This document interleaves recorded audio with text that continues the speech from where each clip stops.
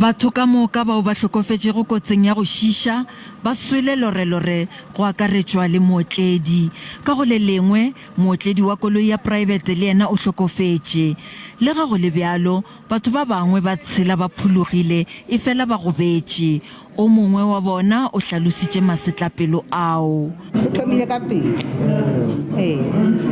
mara nke be le re lo tswa ka monyako ne le ka setse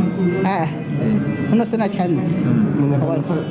wa dituo tse ne di ile kwara ka ofela monyako ke bone mme monganeng a wile fatshe ona ofela monyako mo ba malapa ba re go boima go amogela gore meloko ya bona e hlokofetse ke ka botlhoko kudu ka se se diragetseng re lositse maphelo a ba bararo ba ga borena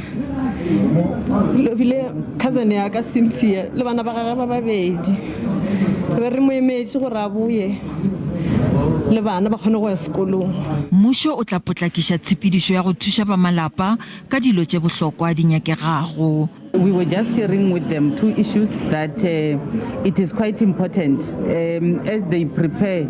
for the identification. As the police, we have brought in a team that comes from Pretoria to be able to deal with the forensic processes quickly. Go sa le bjalo magareng a batho bao ba hlokofetšego go balwa le bana ba babedi.